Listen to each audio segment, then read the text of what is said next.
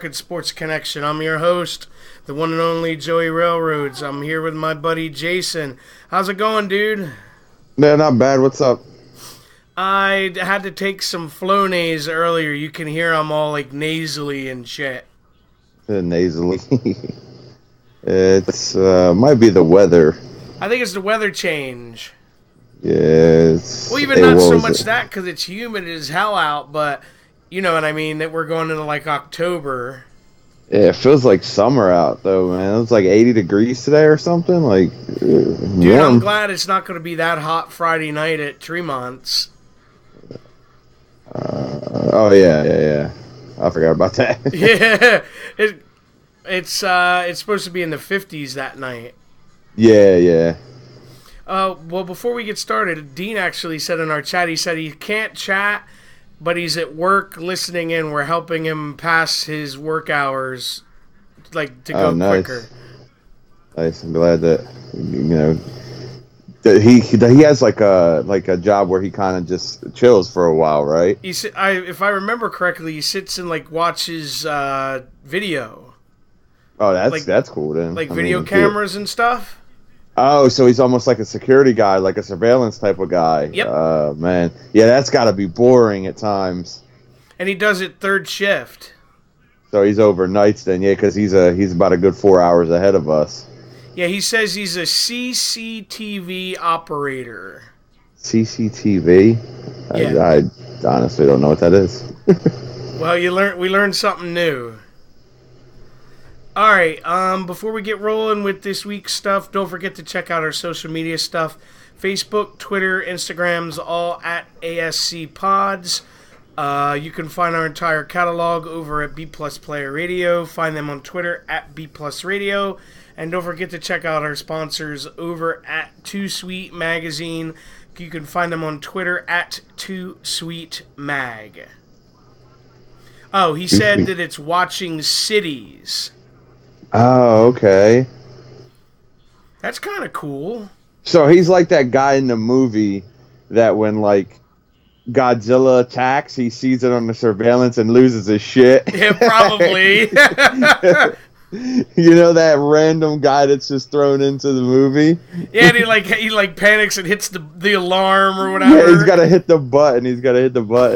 Yeah. That's funny. So, what did you think of week 4? I enjoyed it.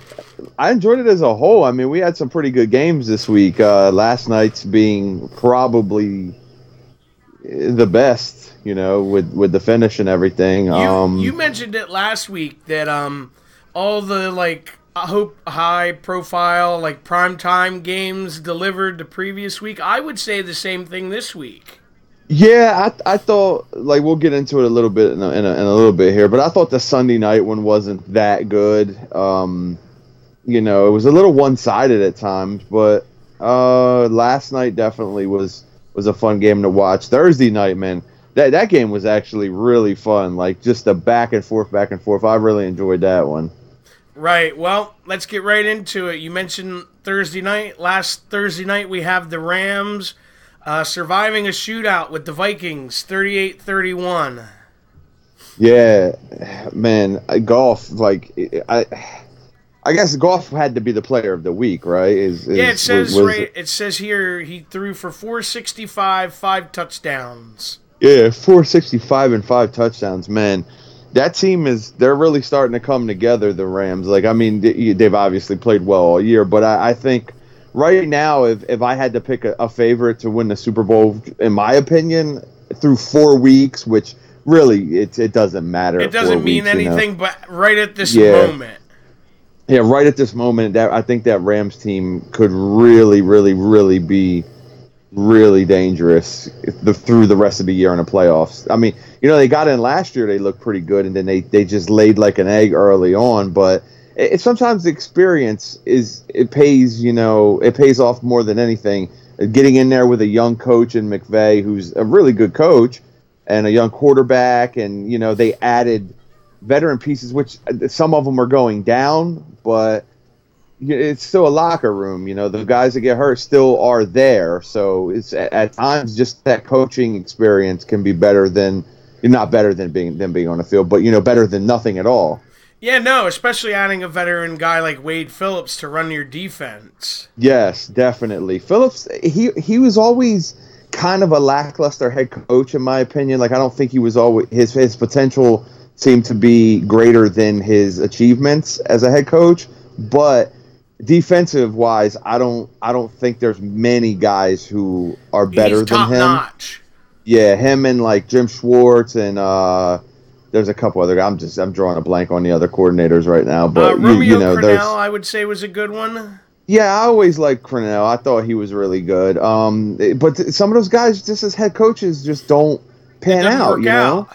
Yeah, and it's not surprising because it's a very different job in a way between coaching a specific part of a team to coaching a full team where you have to deal with every personality. And a defensive coach like him has to deal with offensive personalities as a head coach, and they're totally different. They're night and day, you know? Offensive players can tend to be prima donnas, and some defensive coordinators don't want to deal with that garbage. No, I agree with you. The other quick thing about this game is, man, the Vikings are literally maybe a play or two away from being 1-3.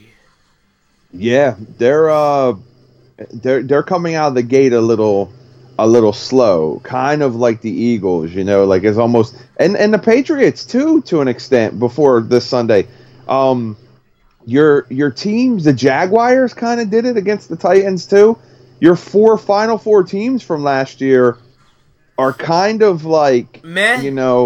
Yeah, they're not as good as well. I mean, you have injuries for some of them, Patriots and Eagles mainly. New quarterback for Minnesota. Jacksonville's offense is very flighty. Like, it's hard to tell what you're going to get from them. Their defense has been good, but I'll say this. The Vikings defense hasn't looked as advertised. Yeah, and I wonder everything that's going on there. I mean, the Griffin guy is out with his issues, but they've allowed 110 points this year, and that's like, it's just not good, especially when a team in your division like the Bears have only allowed 65. Yeah, they're right around. They're a little under 30 a game. Yeah, it's not. It's not what I expected out of that defense. And, not at all. Maybe the book is out on them or something. Maybe they just need something to get them going.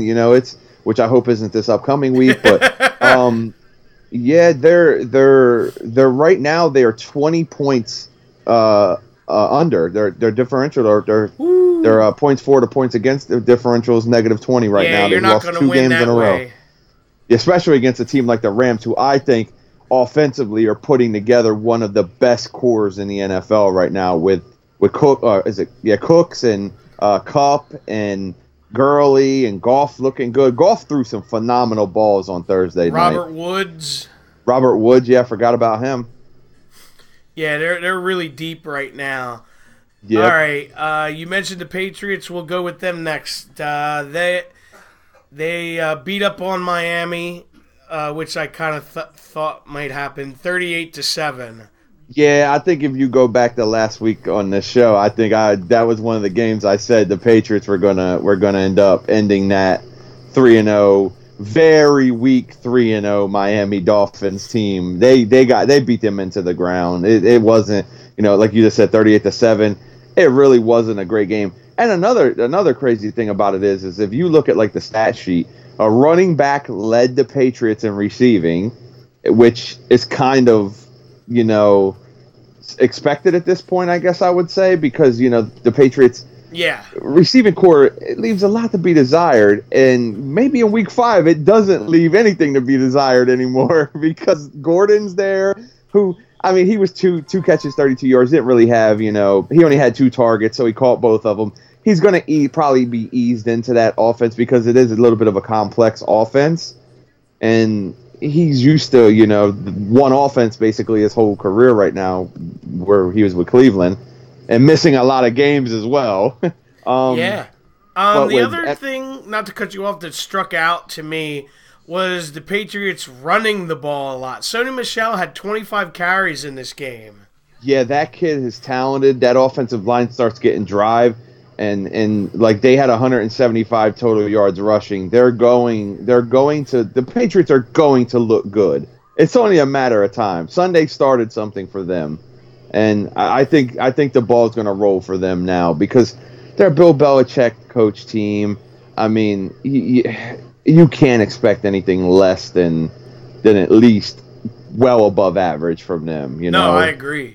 And defensively, they really showed up on Sunday. They only gave up 135 yards in the air, and if you subtract the sack yards from that, it was 116 total yards through the Dolphins passing game.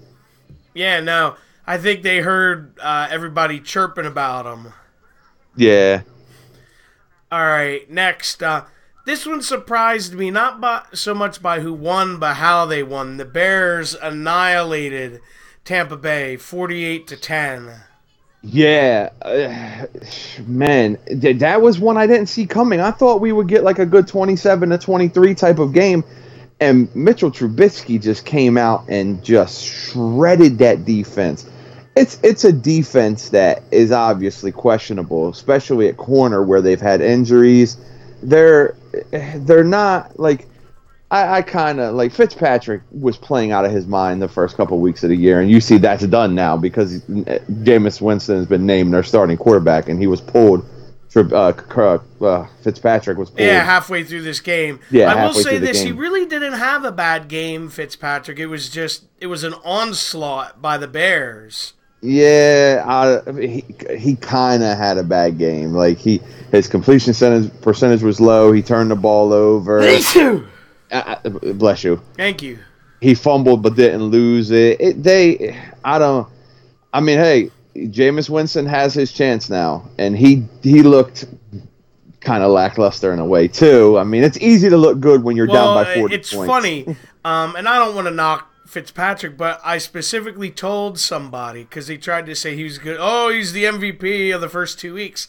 I was like, I'm guaranteeing you he will be benched before the end of the season. I just didn't think it would come this quickly. Yeah, he kind of, down there in Tampa, they had to think like any chance we have to bench him, we have to in a way because we have to see if Jameis Winston still can be our franchise quarterback. Yeah, because they're running out of time. Yeah, it stinks in a way, but, there was no deal that he was going to end up getting down there, but a raw one in a way, Yeah. But, look, Mitchell Trubisky, man, that offense, and I've been singing that offense's praises since week 1, I think, right? Yeah. I like what the Bears are building in Chicago. I told you probably numerous times now that I can see them being like the Eagles of next season, where they kind of come, they kind of ride maybe a little decent this year, which are 3-1 right now, so maybe they're even further ahead than I thought. But I think they're going to be one of those teams that like next year, if they add a little bit more, because I think they really could still use a receiver. I would expect them maybe to try to improve their core out there. Yeah. But I think they're a team where if Trubisky can handle the load and he can put that team on his back, not in a way of saying that he has to carry them, but be the franchise quarterback there. If he can do it with the coach they have, with the weapons they have, and the way that he makes it, the Chiefs' offense is very similar right now. And there's a reason why, obviously, with their head coach being like an Andy Reid protege type of guy, Yeah. But I believe the Bears are one of those teams where after this year, whatever they do, hell, they might end up having a big run this year. Who knows? But I think next year the Bears are a team you really have to look for because even their defense looks nasty. They have some playmakers, Khalil Mack, who. After watching last night, I think Khalil Mack has one up on Von Miller because Von Miller, he's starting to lose his step. Great. Yeah, maybe. I mean, it's harder playing out there in that mile high, that altitude. But I like what the Bears are showing right now, and they're 3-1, and they're a team that I would put probably second best right now in the NFC, because obviously number one The Rams. is the Rams, yeah, and then New Orleans, their defense leaves a lot to be desired. They've allowed 120 points this year or so. But the Bears, man, 65 points allowed, 40 plus 46 point differential right now. 3-1, should be 4-0 with an opening week win over Green Bay. Yeah, and then real quick, I wanted to touch Trubisky. He threw 6 touchdowns in this game, but it was to 5 different guys. Was it? Yeah, and were they all in the first half too? Yes. Yeah, so he basically could have, taken off his shoulder pad, sat on the bench, and enjoyed the rest of the game. Yeah, he really could have. There is no reason for him to have any worry. And also, by the way, here's another thing. He had 354 yards passing and 6 touchdowns. He also ran for 53 yards. Oh, wow. So he was over 400 total yards from scrimmage, with 6 touchdowns all through the air. Impressive. 154 rating. The guy... I said Goff was the MVP of the week. I think I might go with Trubisky. Yeah, I forgot about him. All right. But one more thing on that game. I think we're going to start seeing the Tampa Bay Buccaneers looking like a mediocre kind of. They'll beat teams that aren't competitive, but it's the better teams in that division, like Atlanta, New Orleans, they're going to start stomping on them. In my opinion, that's what's going to happen now going forward. Yeah, they caught lightning in a bottle those first couple weeks, and now it's. Bleh. Yeah, I think they're going to start, falling down. All right, next we have Dallas coming from behind and beating the Lions 26-24. That was a good win for Dallas, a win that they definitely could use. Prescott took him down. He actually had a pretty good game. Ezekiel Elliott had a major game, which drives them. He had 152 yards from rushing. Had 152 yards rushing, not from rushing. He also had 88 yards receiving. Yeah, I was going to say 240 yards from scrimmage. Yeah, that's a huge day for him. Well, anytime you get that out of a running back, your starting back, you better win that football game. And if I remember right, a big thing about that game is Dallas didn't turn the ball over at all. No. I saw highlights of this game, but what amazed me is their secondary is not very good.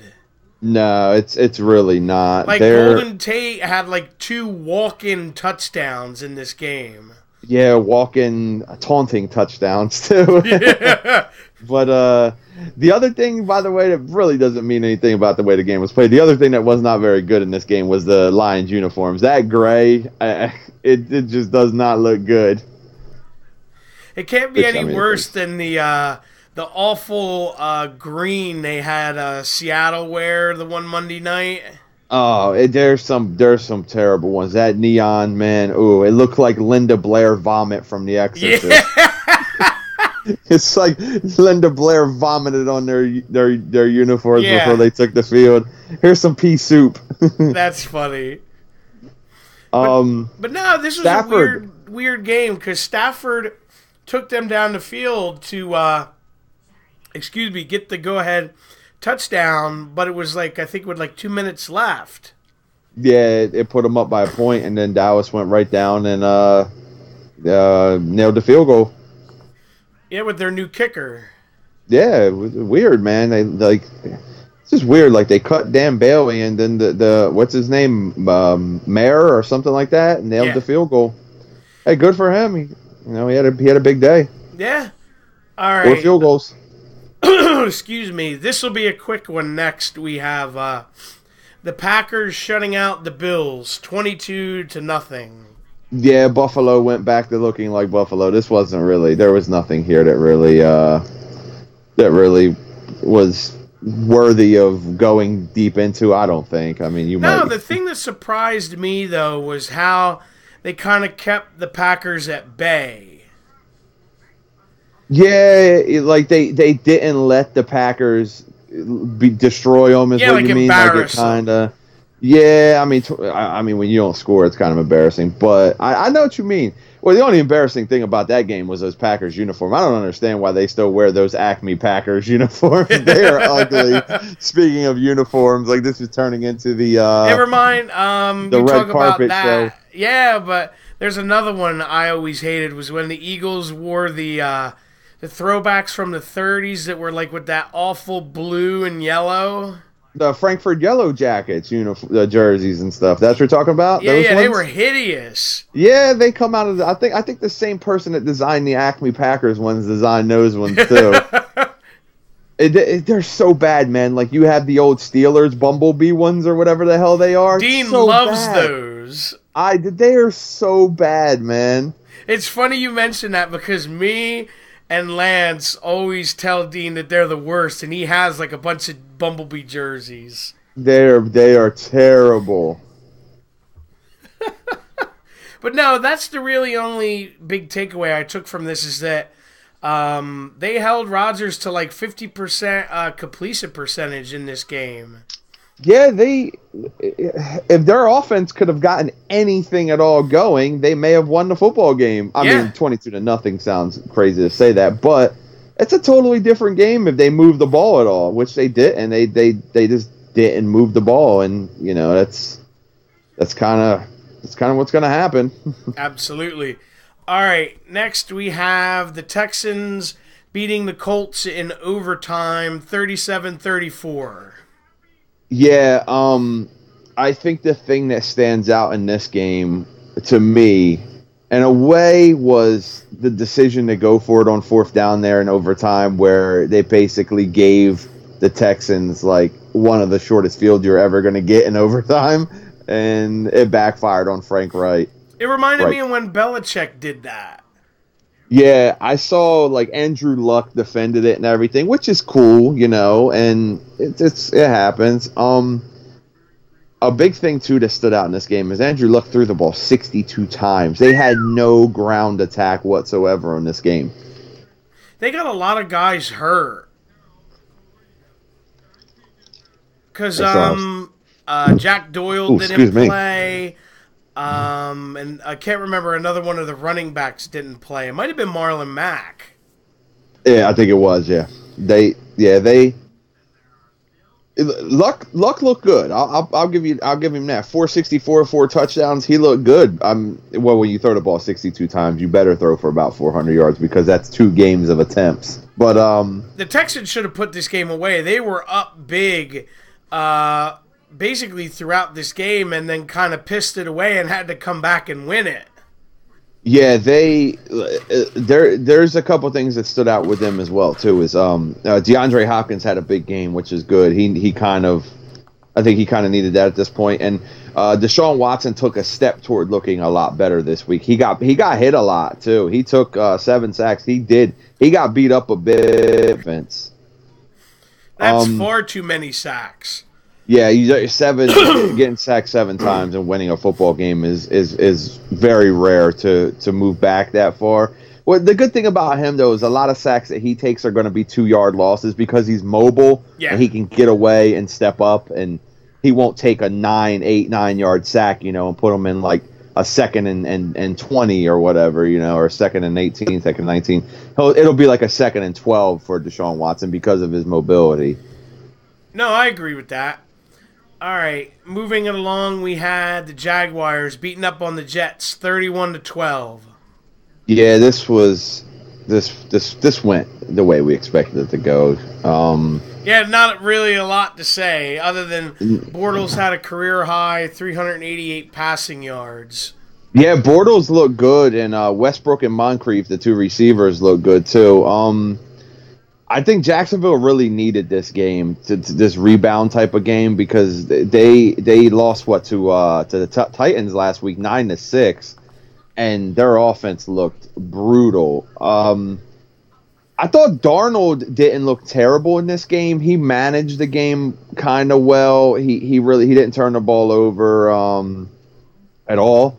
So he just doesn't have enough help yet. He doesn't really have a receiver. Like, he has that Anunwa guy who's having a decent year, And then he never throws it to Robbie Anderson. Yeah, well, Robbie Anderson's like a big feast or famine type of guy. It seems like if he doesn't hit something big, he's not going to hit anything at all. He needs help there, and he's going to get it. They're just going to have to build that team around him. Right now, they're 1-3. They're playing probably for a top. By the end of the year, I think they're playing for a top 5 pick. In my opinion, I think they're going to end up. They're going to end up losing more and more. I was talking to someone about this the other day. You want to talk about teams that I think would be in on Le'Veon Bell? I think the Jets would be one of those teams. See, I like they've talked about them being interested in him, but I don't see why, because I don't see Le'Veon Bell signing there at all. I can't see him wanting to play for that team. Yeah, I don't know. And because I've been on the fence about this where, yeah, he would help, but they got a pretty good 1-2 punch there right now. Yeah, look, I agree with that, but when you have the chance to get a guy, if they can sign him, if you have a chance to get a guy like Le'Veon Bell, I think you get him. He's 26, still has a lot of football left in him, and he's let's be honest, he may be the best running back in the NFL if he wants to be, if he wants to play, you know. But it all comes back to them being able to get him under contract. If you trade for him right now and he walks, you're basically wasting a player that could have been something, you know, for you to build around. Because you're not going to get him cheap either. You're not getting him for a 4th or 5th round pick. No. So I think their best thing right now is if there's any way that they could possibly negotiate with him and you know, sign him to a monster deal, because they're going to have the cap room. That's the only way. That's the only way. Then you do it, yeah, because you're getting a guaranteed great player for him. And the Jets have had a lot of fails in the draft. Like their draft success has not been anything near decent. No, I agree. All right, next we have the Bengals winning late in Atlanta, 37-36. Yeah, man, check out the Bengals. Like, they're 3-1 right now. They got some good wins. That offense looks really good. Like, the weapons right now that Dalton has with Tyler Boyd and A.J. Green, and unfortunately they lost Eifert again for the year. Oh, my God. Did you see that injury? Unfortunately. Yeah, oh, man, it's gruesome. I feel so bad for that kid. I like Eifert too, man. He's a Notre Dame kid. He's what's this like? He's been off the field a lot with injuries. Yep. But he's one of those guys, man, that he's to me he's like a top 5 tight end if he can stay healthy, which has been his what do you say, bugaboo would be the word. I kind of like what the Bengals are doing right now. I think their division has become wide open. Yeah. With the way the Steelers have performed, and I don't like Baltimore. To me, I'm gonna wait and see with them. I think they're good, but I want to see what they do as the season continues to go along. I agree. But the Falcons, man, whew. Another tough loss. Yeah, they just can't win games late. That's like their big thing. They can't finish. Look at their 3 losses. They couldn't finish against the Eagles. They couldn't finish against New Orleans. They're all within combined maybe 10 or 12 points. Yeah, it's one play basically every game. Yeah. Yeah, they just can't finish, man. I mean, and losing Keanu Neal and Deion Jones hasn't helped, but, you know, you got to find a way. Yeah, it doesn't, but, you know, the thing about them is I think right now, if you look over this season and then the previous 2 seasons, they are the ultimate team where, like I just said, they are going to go down as maybe one of the teams that had one of the greatest chances to win something big, and they couldn't put a full game together. Because look at the Super Bowl against the Patriots. They had that game, man, and if they just would have come out and executed, and some play calling, you know, by what's his name, Dan Quinn, some play calling, and Kyle Shanahan. Oh yeah, Kyle Shanahan. They would probably be they would have been world champions. Super Bowl champions. Yeah, they would have been Super Bowl champions. There's no doubt about it. That's the greatest choke in NFL Super Bowl history. Yeah. Well, lead wise, I think maybe a missed field goal by a couple Buffalo kickers. Yeah. Their fan base might argue, but they had that game in their hands. They had that game in their pocket, not in their hands. They had put it in their pocket, and they still got, Belichick is the ultimate pickpocket, I guess, or, Brady and them. But that's going to be the thing with the Patriots. That's going to be like their running thing is that, not the Patriots, I'm sorry, the Falcons. Their running thing is going to be the fact that they just can't put together a full game. It doesn't seem to matter who they're playing against. They lose games in a very, very heartbreaking fashion. And 1-3 right now with 3 games that they probably could have, well, they definitely could have, but should have won. They should have beat the Eagles, they should have beat New Orleans, and they should have beat the Bengals. Yeah. Or could have. I mean, it depends on how you want to look at it. Yeah. So maybe the Falcons are a team that's sitting at 1-3 right now, though, could end up being like an 8-4, 8-5 type of team before we know it. But, we'll see. Yeah, I agree with you. Real quick stat. It says this was the Bengals' first win in Atlanta in 31 years. Jeez. So, man, that's crazy. All right, next we have the Titans beating the Eagles 26-23 in overtime. What's after that? Let's move on. Yeah. Yeah, this is the game that obviously I'm gonna go in on the most. The Eagles have some issues right now. I'm not saying that they're long term. Let's friggin' throw away the season, jump off the Walt Whitman, Ben Franklin bridge, whichever bridge you want to jump off of. There's about 8 of them in Philadelphia, but let's wait and see. But some of the issues that they're having right now are issues that can plague you for long term, for a longer part of the season, such as like blown coverages with Jalen Mills, who, by the way, right now, if you told me Jalen Mills was benched and wouldn't be playing the rest of the year, I wouldn't think twice about it, because that guy, if there's one Eagles player that I'm getting close to hating right now, it's him. And that's very hard for me because I tend to I'll give you a stat because I saw it earlier. Pro Football Focus, I don't know if a lot of people go by it. They have him ranked as one of the 5 worst defensive backs in all of football this year. Oh, absolutely. I'll go as far as saying that he may be the worst. For the plays that he gives up, the penalties he commits, he's, in my opinion, I don't know. You can have Jason's Football Focus right now. Jalen Mills has been the worst corner in the NFL, especially when it comes to who he thinks he is, because apparently he thinks he's the best corner in the NFL, but he's not. Nope. Like, and he acts like he's a victim too with the whole thing, which he's not. The guy has been terrible this year. He is bad right now. Well, and I personally think, and this is just me, like if you're a professional athlete and you can't handle like criticism, don't go on social media. Yeah, I think if you're a professional athlete, unless you're using your social media as like a positive platform for certain things, I think you should avoid social media altogether, because there's nothing good. It's a cesspool. It really is. It's toxic. It's a toxic environment as a whole almost. Unless you're a very positive type of. Carson Wentz is a good example of a person who uses social media right as an athlete and a celebrity, as a person who's in the public eye. Other issues was there's that, and then the other one I have is pass protection. Pass protection, yeah, good point there. It looked good in like intervals on Sunday. Yeah. But it looked very bad a higher percentage of the time than it looked good. Well, Wentz has been sacked 9 times in 2 games. It's unacceptable. Yeah, it really is for a guy who's coming off of a major two major injuries in that knee at the same time. Yeah. Because he didn't just tear his ACL. It was also the PCL, right? Yes. Which they said is actually the longer healing process than the ACL. Yeah, they said it could take up to 18 months. If it's very severe, yeah.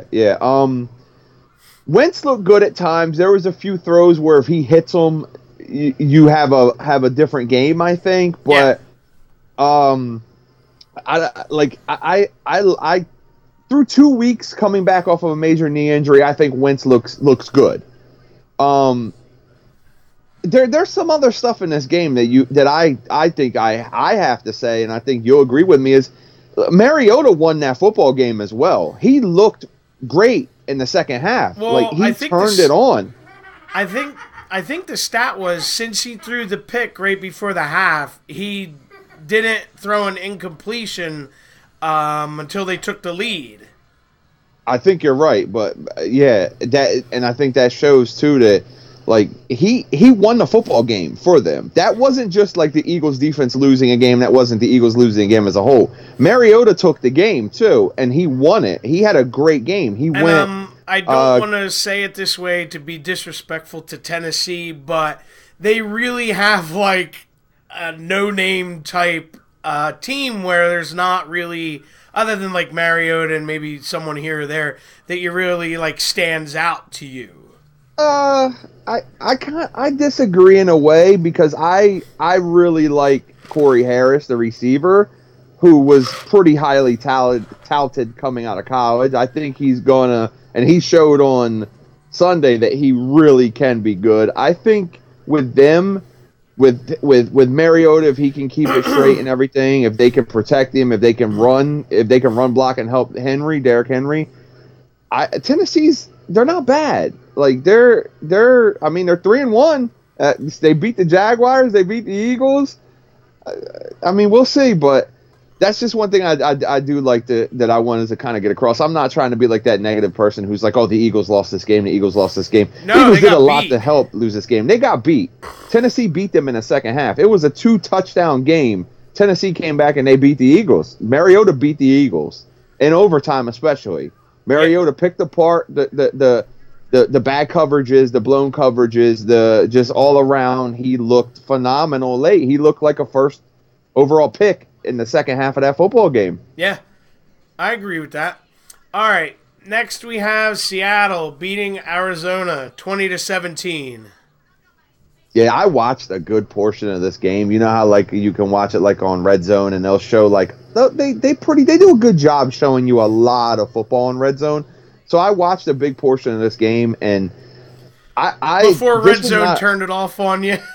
Yeah, no, that was the Oakland and Cleveland game that they did that too.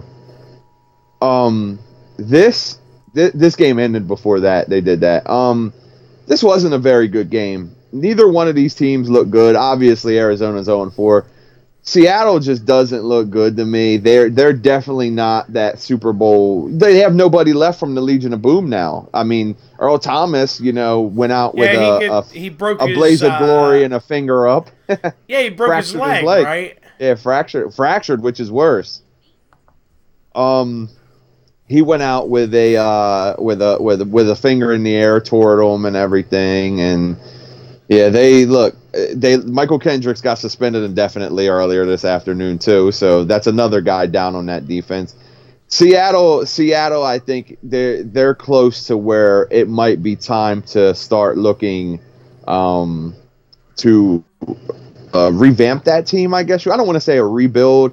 Yeah, because the only guy that's really left on that defense is Bobby Wagner. Yeah, and I mean, at what point does he kind of say, maybe I'll like to go try my hand with another team at this point, because he's not getting any younger. I mean, I'm not exactly sure how old he is. He's 28. I just happened to he's not getting any younger. No. He's a guy that definitely is going to need to think about his future right now, his present. Basically, yeah. I wanted to bring this up real quick about this because me and you talked about this privately the other day. Sam Bradford was demoted to third string, and I read something that the Arizona coach said that he will be third string for the rest of the year. Yeah. So basically, what they did there is they said, well, there was a lot of people that were like, oh, why did Sam Bradford get that big deal? Well,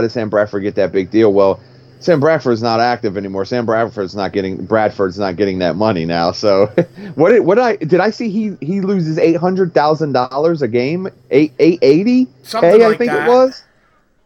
He lost it Sunday, and their backup guy now, their number 2 is Mike Glennon, who he really hasn't earned to be that role either. I mean, I don't know. I just think it's what you talked about. They just don't want to pay him.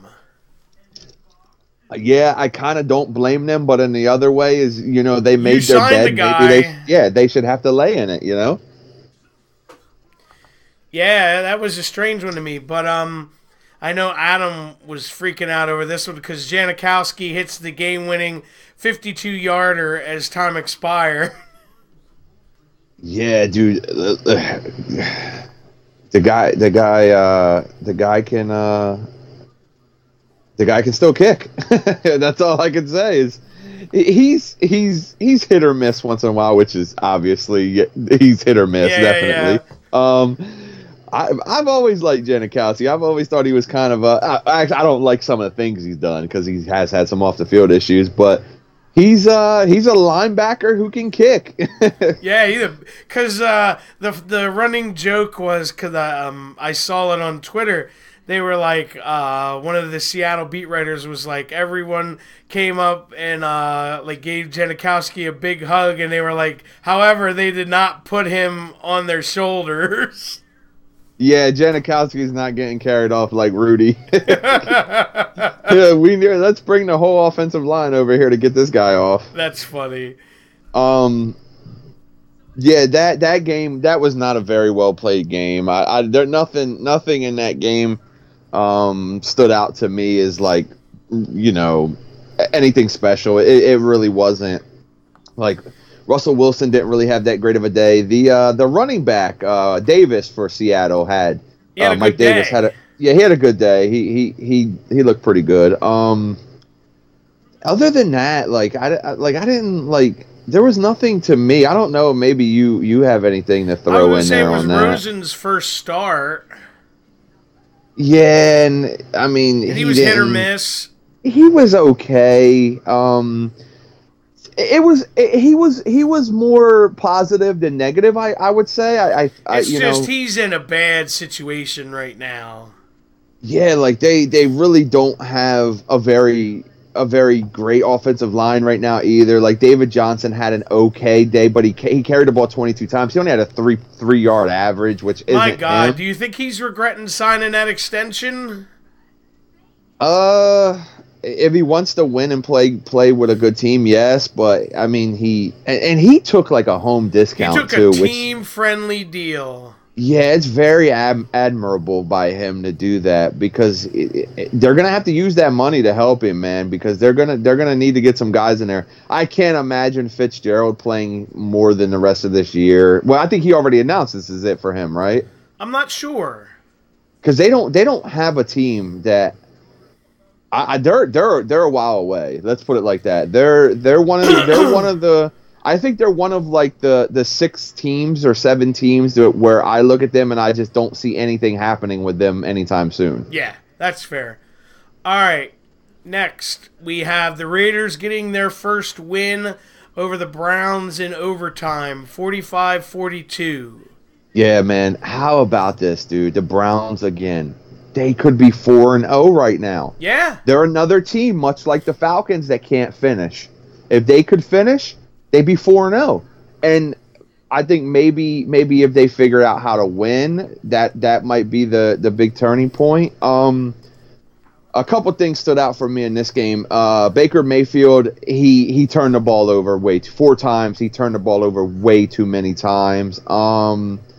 Nick Chubb had the most efficient day of the NFL week. 3 carries for 105 yards and 2 touchdowns. So if you need a touchdown, just give the ball to Nick Chubb. Yeah. I thought Carlos Hyde looked all right. I thought their passing game really didn't look that good. Jarvis Landry had that. Well, he had that really nice touchdown catch, right? But yeah, other the than corner that, of the end zone. Yeah, he didn't really do much other than that. Callaway looked okay.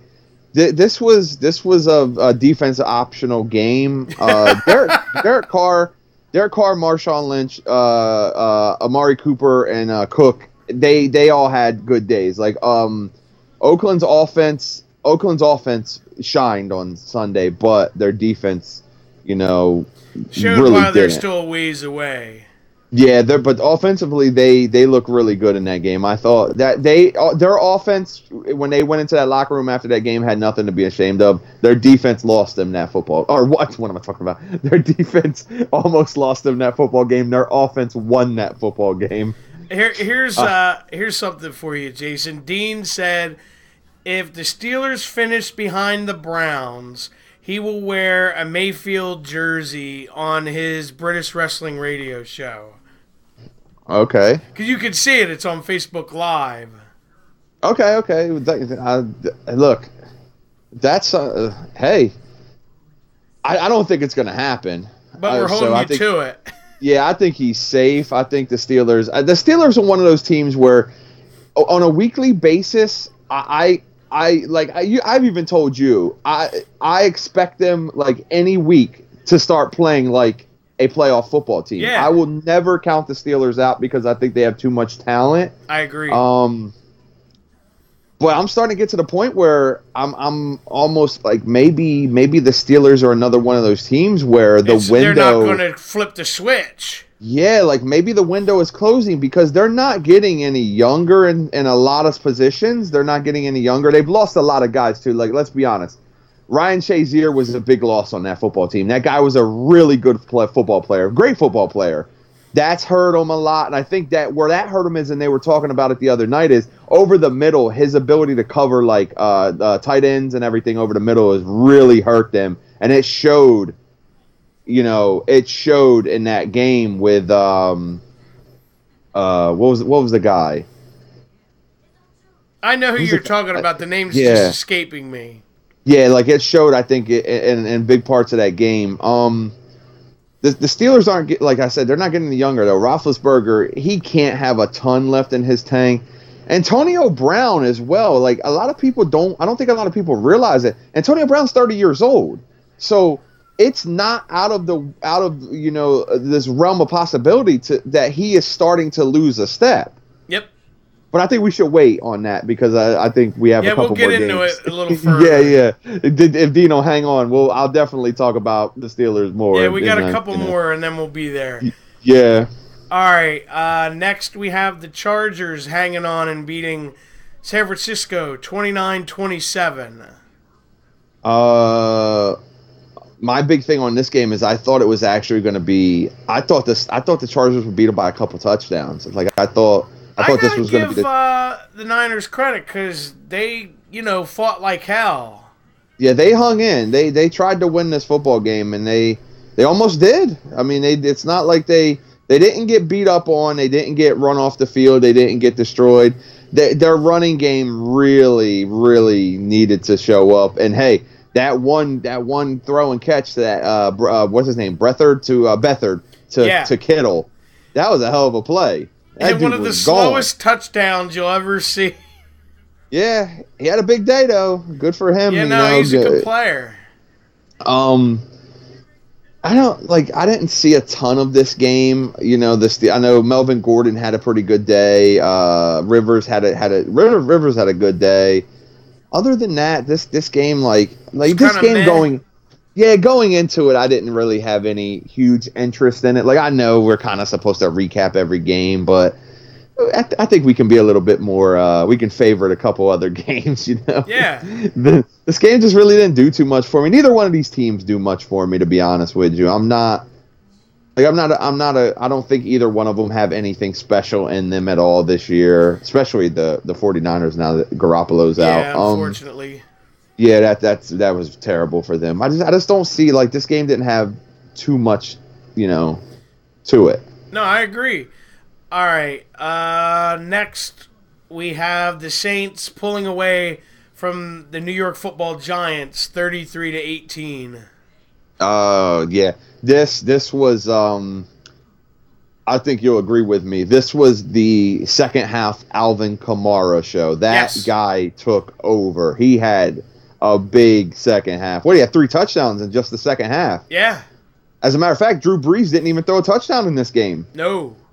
Which is Michael Thomas odd. only caught like 4 balls, I think. Yeah, 4 catches, which set the record though for what catches in the first 4 games of a season. Yeah, because he had some like crazy number the first 3 games. Yeah, I think he's 2 catches ahead of Thielen right now, because Thielen actually had set the record for the first 3 games, right, or whatever, something like that. Yeah, there was some stat in there I saw that Thielen had tied it, and then Thomas broke it, is what it was. Yeah, something like that. Yeah, but this was the Alvin Kamara show. Look, the Giants look like the Giants should look at this point. They're 1-3. They're like just hot garbage. Yeah, well, I won't go that far. I kind of, I don't want to. We got to play them twice, so I'm going to shut up a little bit. Yeah, they're just not the kind of team. Like they're a team where I thought, look, we talked about this last week, I think. Saquon Barkley is a great talent, but I felt like they might get a chance this year, but I felt like they could have protected their future a lot better if they would have drafted a quarterback early. Yep. I think he's going to be wasted because they're going to have to find Eli's replacement. Yeah, they might not. I mean, they might not have trouble doing it, though. Like, there could be some guys that coming out into the draft. I thought this past year was the best draft for quarterbacks. And it's showing because everybody except for Lamar Jackson has started so far that was drafted in the first round. Mm-hmm. And Lamar Jackson, Flacco's having a great year so far. That's not going to work for Jackson anyway. So, everybody else, though, has started now. I think they really miss, is it Engram, how you say it? Oh, the tight end, yes. Yeah, I agree. Because he was like I always thought he was kind of like Eli's safety valve. Yep, he's a good tight end. Yeah, missing him is showing. Yeah, this game, other than the Alvin Kamara show, this was another one that kind of didn't have much. It was boring until the second half.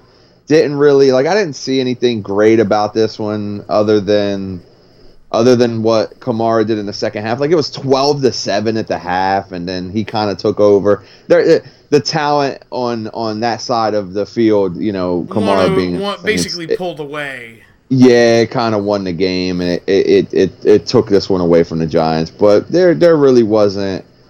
It's another game where it went the way I thought. It kind of didn't go the way I thought it would, because I thought the Saints would kind of run them up the whole game, run the score up on them. They scored 33. I thought it would be more over 40 or whatever, but it really, there wasn't really anything that stood out as special about it. No, I can agree with that. All right, next we have the Ravens beating up on the Steelers on Sunday night, 26-14. Yeah. I'm not. They didn't beat up on them. Let's be honest. It was tied at the half, and I guess I should say they beat up on them in the second half. Well, 4 field goals. I don't know. I'm not gonna get crazy about it. This game just showed I kept telling you on we were talking during the game, and Justin Tucker he's the most efficient kicker I've ever seen. And you were the one that told me the stat about him, right? He's never missed an extra point in his NFL career, which is kind of crazy if you think about it, especially since they've moved the extra point back. And he's only missed 5 field goals in the last 3 years, and 3 of them were blocked. And 2 of them were 50-plus yards. That's amazing. I said he's a machine. Yeah, so he really hasn't missed a easy field goal or what you would consider to be a gimme field goal at all in the last 3 years. I'll say this. The thing that really impressed me with this game was the Steelers' defense. Or not the Steelers' defense, excuse me, the Ravens' defense. The Ravens' second half defense won them this football game. Because Absolutely. They've had issues with their secondary for quite some time. And I guess I would say since Ray Lewis retired. Was it who was the kid that covered Brown in the second half? Was it Marlon Humphrey? I believe so. He had amazing. If it was him, I'm pretty sure it was, because I think he was the guy that got interviewed by Michelle Tafoya after the game. He had an amazing second half, man. That defense came out on the road in Pittsburgh and won them a football game. A big football game, too, because it separates them. They're a game and a half ahead of the Steelers now because of the Steelers tie. Yeah. I honestly believe that division, I think it's going to change around. Like we talked about it a second ago.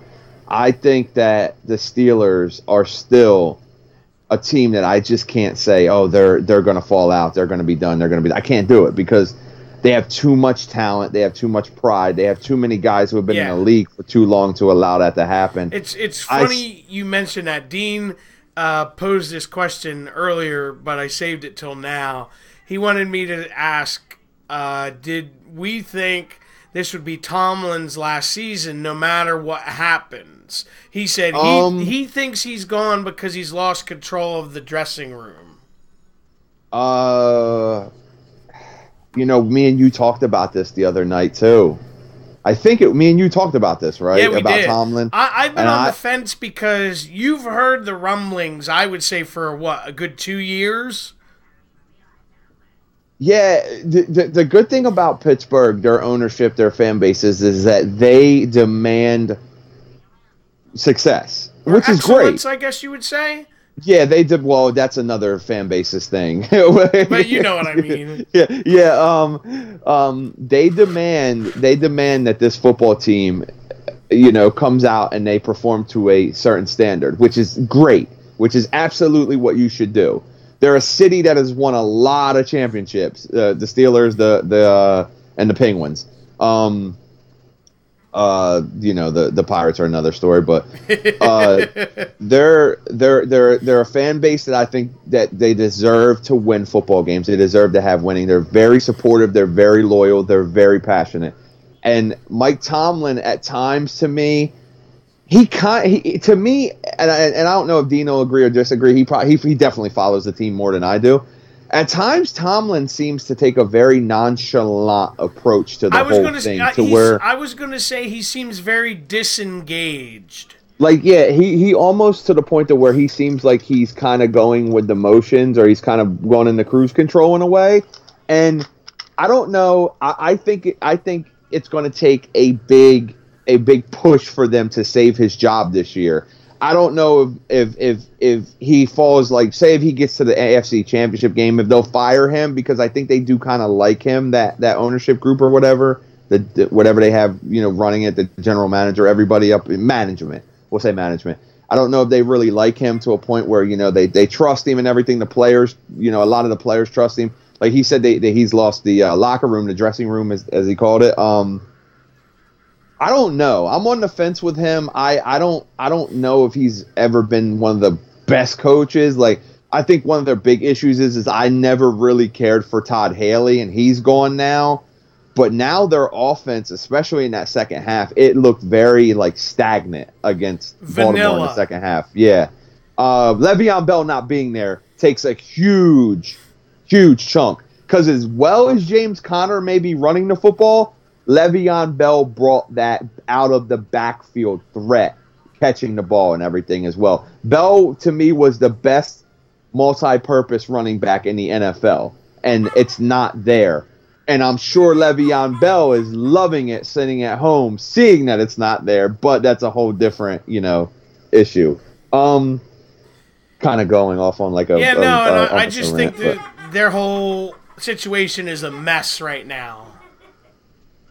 Yeah, they definitely, they're one of the teams right now that I'm very confident in saying the next 2 to 3 weeks, and they're playing the Falcons next week, a team that has had trouble finishing it, which we talked about.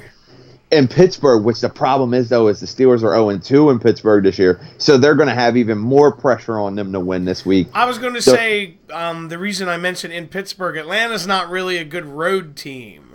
Yeah, they have the Falcons this week coming up, and then the Bengals on the road going into their bye week, which is when they're supposed to get Bell back if they don't trade him before then.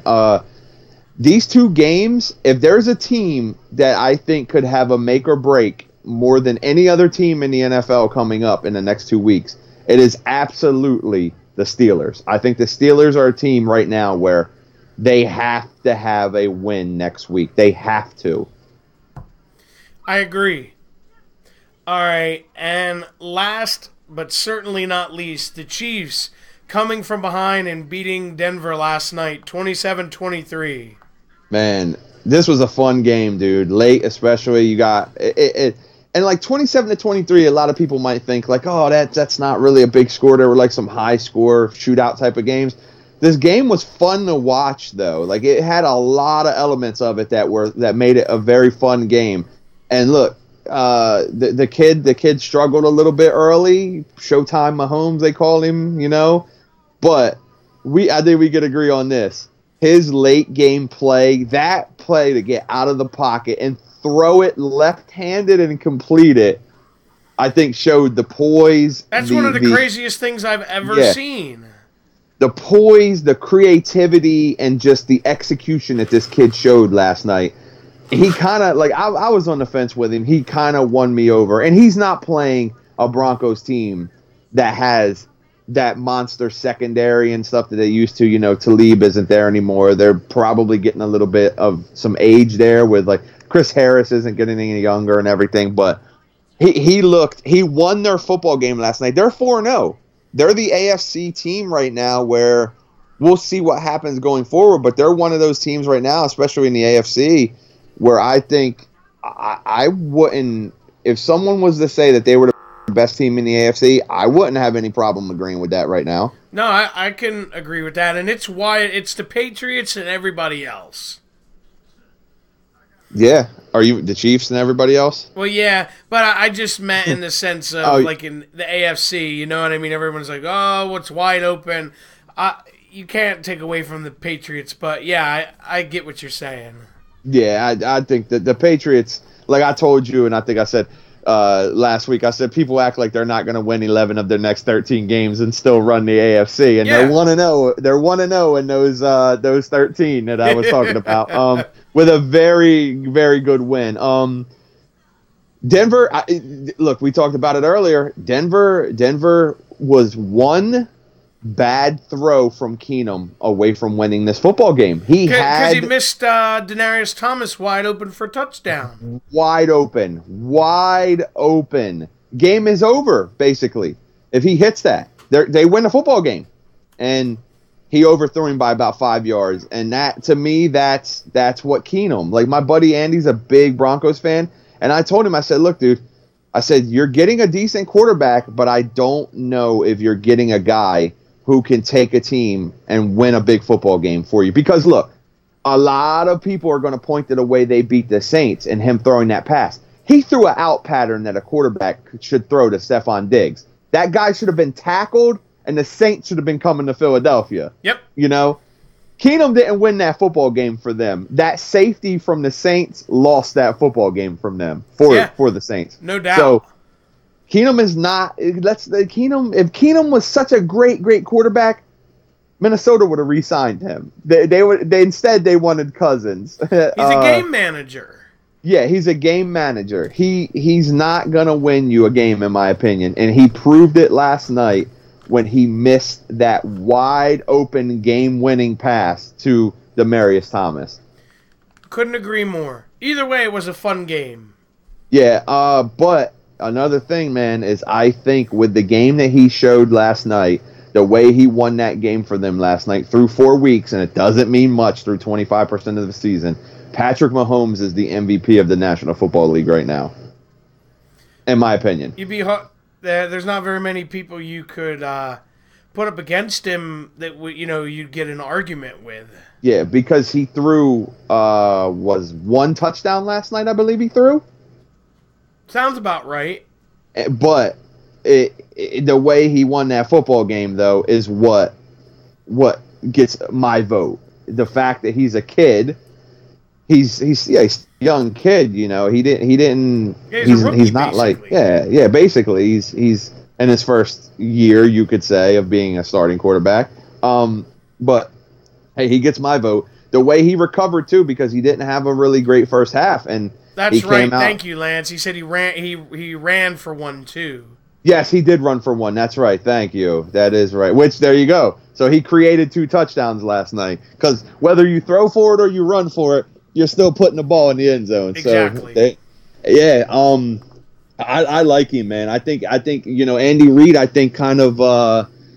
he kind of put his job on the line by getting Mahomes as well, which actually he definitely put his job on the line by getting Mahomes. And right now, as you see, like early in that game and as the game went on, Reid went and sat on the bench with the kid and went through the plays with him on the tablet and everything. They worked through everything, and that's cool because Andy Reid can build a quarterback. He showed with McNabb. He can draft a quarterback and turn him into a star. McNabb was a great quarterback.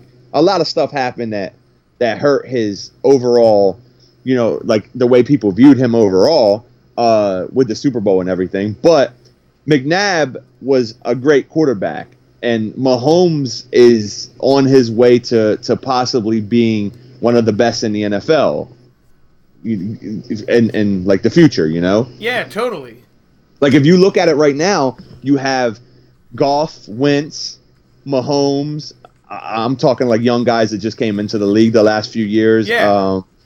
Deshaun Watson was showing it, and I think he will continue to show it as he gets everything back together. Who else was there? I'm trying to think of a couple other guys. Maybe I'm missing one or two here.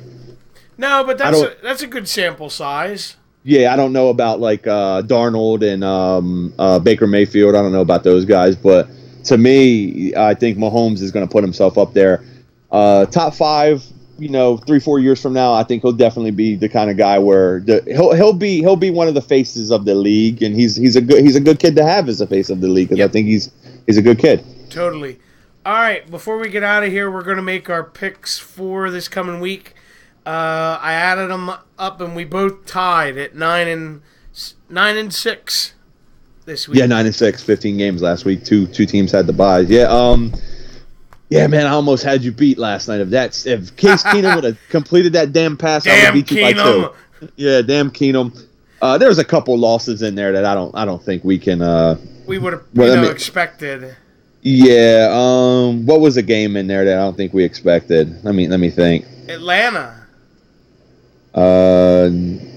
Yeah, we both picked. Well, that game really didn't shock me. I would say maybe there wasn't anything in there that we can kind of just take a mulligan for. Yeah. All right. Well, let's get into it. Thursday night we have the Colts traveling to Foxborough. Yeah. I'm gonna go out on a limb.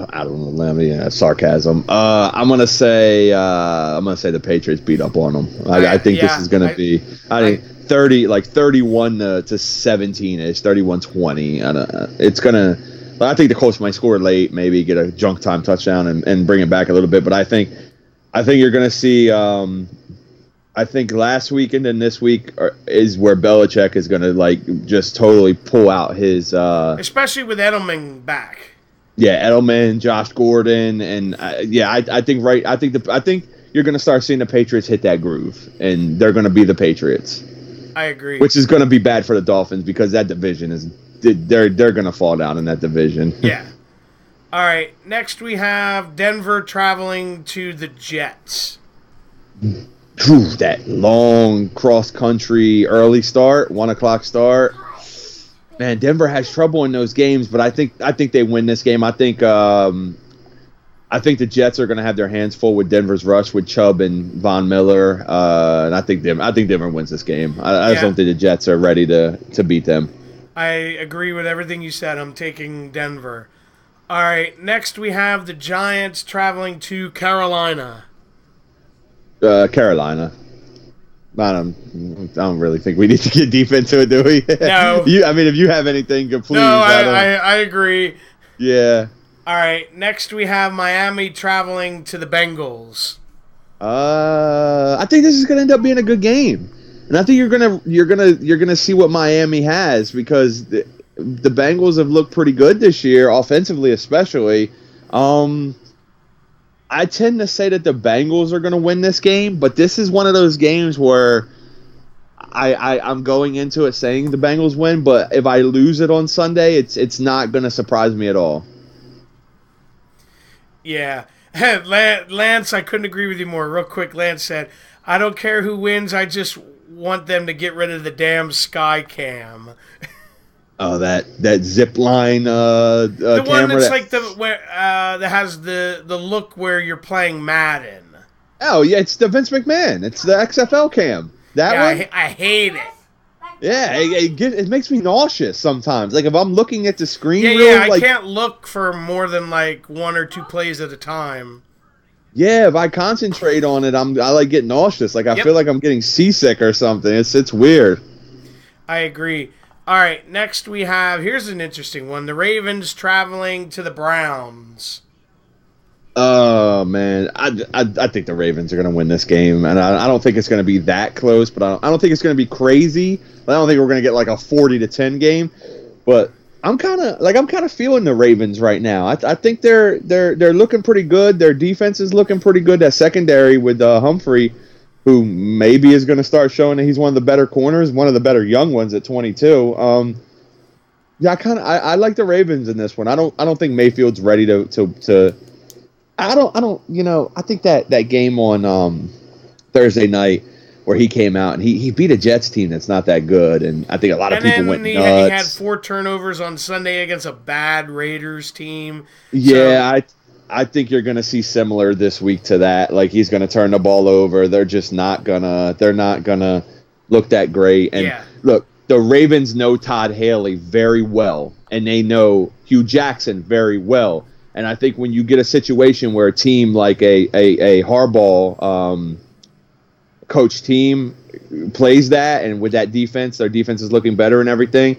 And I got Baltimore. I think definitely wins this football game. I agree. All right, next we have the Packers traveling to Detroit. Green Bay is going to win this game. That's who I have. We don't have to get too in depth with it. This is a game I wish we would get here, but we more than likely won't. Jacksonville traveling to Kansas City. Jacksonville to Kansas City. We won't get it here. We'll get the Pittsburgh. Who's Pittsburgh play? Atlanta. Is it 1:00 game? Yeah. Yeah, we'll get that game on CBS then. I can tell you right now. Hold on a second. I can tell you what we're going to get. My guide will go to Sunday. Okay, because the map doesn't come out till tomorrow. Oh, it doesn't? Yeah, no. There's a site I go on, and it'll show the whole country where what your game is. What's the date on Sunday? Hang on a second. It is. Bear with me. I have the games. I have them right now. Oh, okay. We get Jacksonville and Kansas City at 1:00 on Sunday. Holy shit. On CBS. So there you go. We'll get that game. Yeah. And then we get the Giants in Carolina at 1 on Fox, and we get the Eagles at 4. Okay. I'm going to take the Chiefs in this game just because they're further along offensively. Yeah, I agree. This is a big game to me for Kansas City because they've been a team where they will rip off a handful of wins in a row, and then they'll have some stinkers. And Jacksonville is the kind of team that could throw that monkey wrench into Mahomes' perfect record. So this is going to be a big one, and I think Mahomes ends up stepping up here, and I think they win this football game. I think their athleticism, their ability to make so many different playmakers with Hill and Hunt and all those guys, and Travis Kelce, who I think he's the best tight end in football. No offense to Gronk, but I think Kansas City wins it. I agree. I like them in this one, but I think this could be that trip up game. Yeah, not a trap in a way. I won't say that because I think Jacksonville's too good, but I think it could trip them up. Okay. Next, we have the Titans traveling to Buffalo. Yeah. Whew, this is the bore fest of the week. I gotta go Tennessee. Yeah. I think Tennessee's starting to kind of find a little something. Like they're going to take that next step. Yeah, I like Tennessee in this one, definitely. All right. Next, we have Atlanta traveling to Pittsburgh. Ooh, this is the game right here, man. Oh man. Oh man. I gotta go Pittsburgh. Like I feel the same way until they're like officially like, roll over. I'm still gonna think they can turn it on. Yeah, until the coroner comes in and pronounces them dead, I gotta believe there's some kind of pulse in there. Like that foot's still moving a little bit. Yeah, It's still too early for that shit. Sorry. No, you're fine. I gotta go with Pittsburgh in this one. I think they need this game. Really need this game. Even though Atlanta needs this game, I think Pittsburgh really needs this game. I agree with you. All right. Next, we have the Raiders going to play the Chargers. One more thing, real quick, dude. If Pittsburgh loses this game and they go 0-3 at home, all hell is going to break loose in that front with that team. That's just my opinion. I agree with you. Yeah, but okay, sorry. Raiders traveling to the Chargers. I like the Raiders in this one. I think that win on Sunday might help them out big time. It was a tough one. Chargers, and honestly, not to cut you off, the Raiders have been like a play here, a play there. They could conceivably be 3-1. Yeah. They're not a bad football team. They're just a team that I think has had, like you said, some tough breaks. Play here, play there. Like I mentioned to Adam this on Sunday, I said they were a team that kind of had to learn how to win. Yeah. I like the Raiders in this one. I definitely like the Raiders. I'm not a big Phillip Rivers fan. I never have been. Yeah. I'll take the Raiders. I think their offense really got it going on Sunday. They look really good, like really in sync, really like starting to really get it moving. So I'm going to take the Raiders in this one. I agree. I'll take the Raiders because the Chargers defense does not look very good. Yeah. All right. Next we have the Vikings coming to Philly. Oh man, you're going to hate me on this one, but I got to go. I'm taking Minnesota. Okay. I'm having a lot of trouble with the Eagles secondary right now, stopping Minnesota with Thielen and those guys, Diggs and that team. I hate to say it, and I don't want to sound like I understand. What's the word? I'm taking the Eagles, but the reason I am is because, and I don't know if you'll agree with me when I say this, but they just seem to play differently on both sides of the ball at home than they do on the road.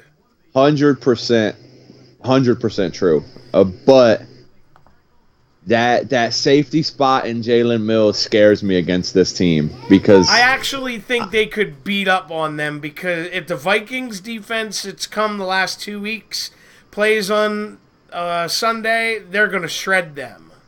There's a lot of big factors in this game, and I think you'll agree.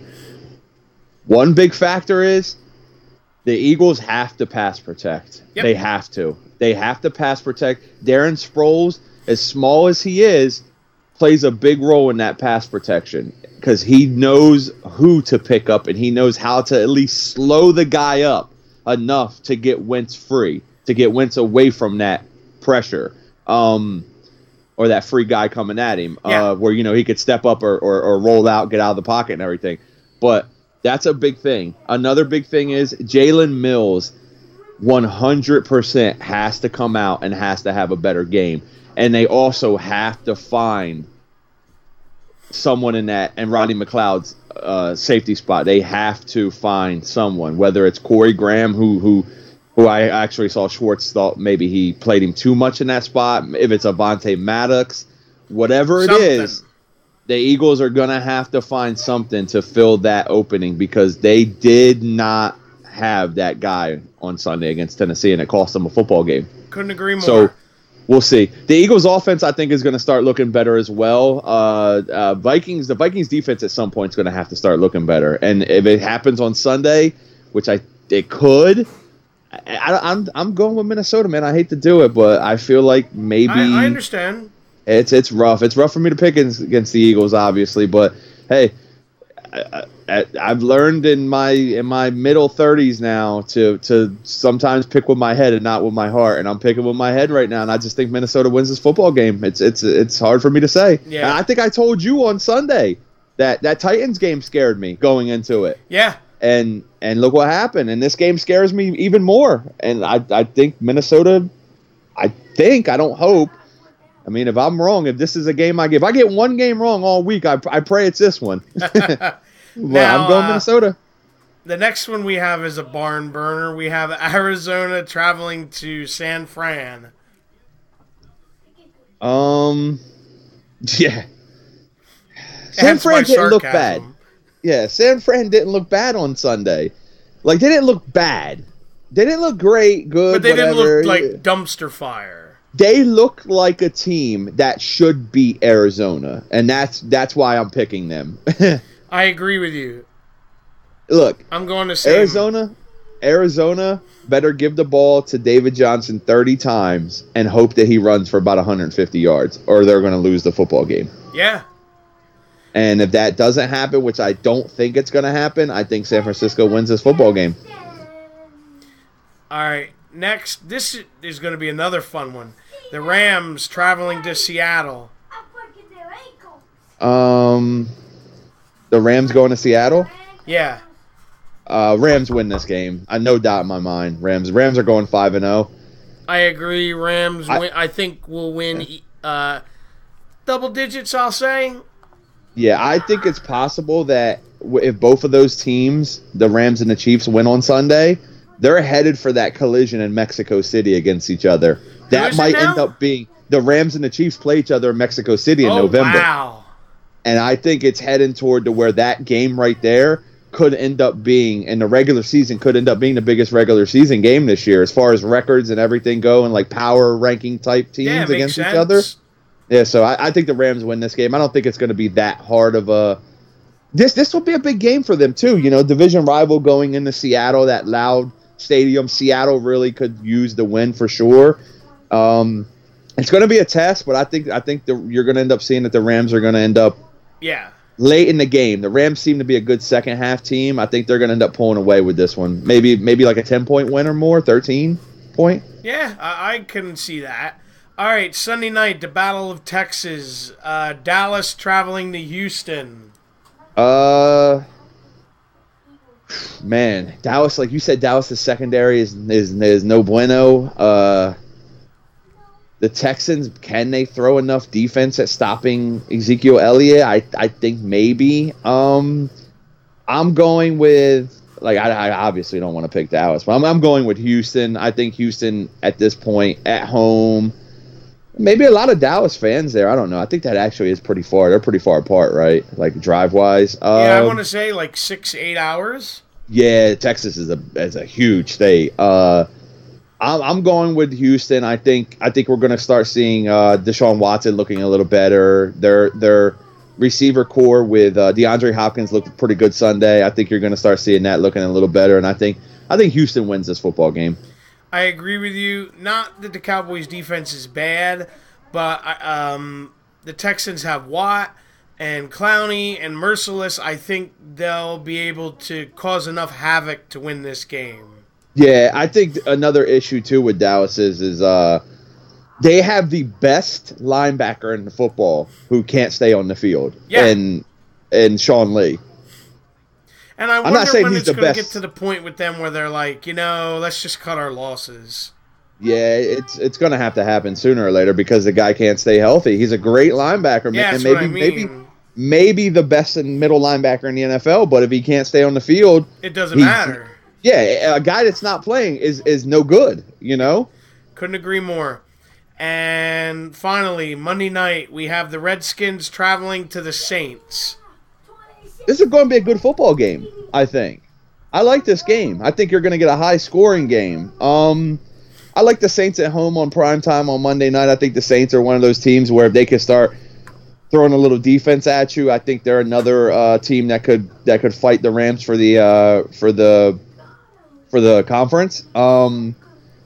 Yeah, I like the Saints. I think the Chiefs have played a little better than I think they really are. And the Redskins. I'm sorry. Bless you. Thank you. Wrong Native American team. No offense there. I agree with you. Yeah, I like the Saints. I like the Saints on this. I think we only had one different, right? The Eagles. Yeah. Damn. Oh, So real that quick game's going to before we decide get who out of here, wins. Lance said he understands why the Cowboys drafted Van Der Esch now. Yeah, I kind of do. Yeah, yeah, man, it's been rough down there with that defense, and like they've had a total changing of the guard in the secondary almost this year, right? And then Lee goes down, so And Jalen Smith has turned into the old Jalen Smith. yeah, the Notre Dame All-American Jalen Smith. Yes. Yeah, Jalen Smith's a hell of a football player. I watched that guy for the better part of 3 years, play for Notre Dame, maybe 4 years. He's a hell of a football player. If he stays healthy, which I imagine he's going to now, he's had a big freak injury. That guy's an all-pro football player. I watch him. I've seen it. It's there. I agree with you completely. But on that note, we're going to get out of here for tonight. Don't forget to like, comment, subscribe, share, give it a thumbs up, and all of that good stuff. And we'll see you back next week. Have a good night, everybody. Later.